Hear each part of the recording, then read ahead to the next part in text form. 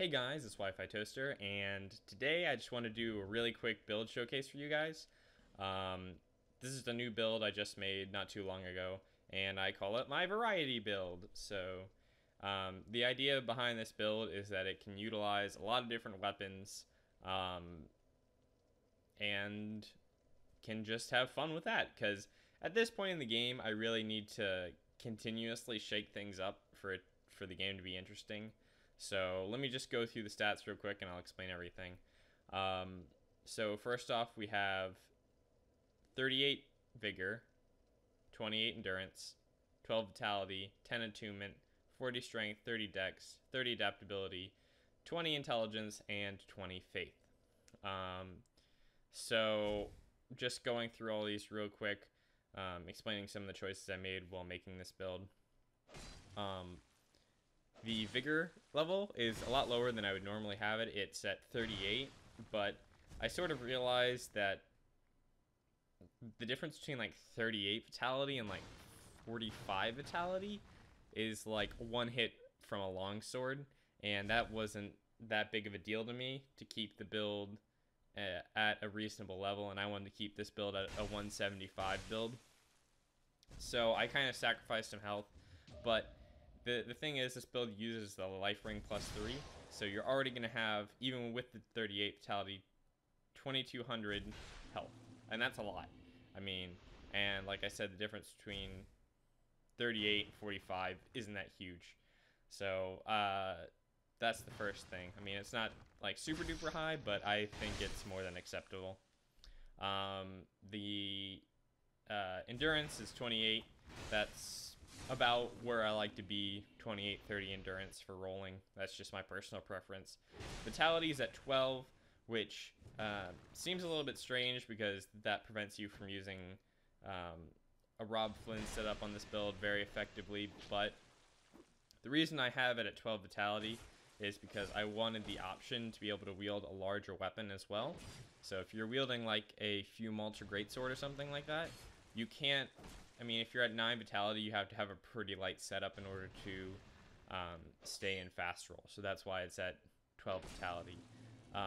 Again, you can tweak with that if you really want to, but I think it's fine. And at this point in the game, I don't really need the full output of the Flynn's Ring to, you know, win an arena and stuff like that. That's kind of just, that's just my personal preference, I guess. The damage output isn't that big a deal to me. Next, I have 10 Attunement. That's just for warmth.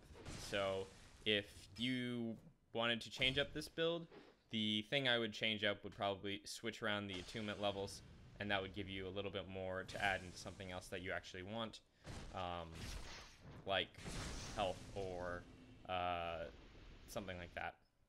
Next, I have 40 strength and 30 dex.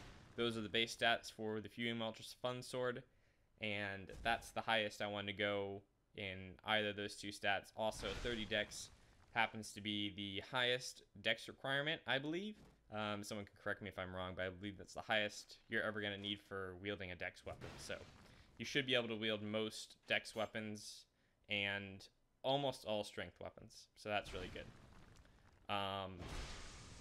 Next is 30 adaptability. That's because I like to be at 105 agility. With the 10 attunement, you're at that 105 agility point. Then I have 20 int and 20 faith. That's to wield the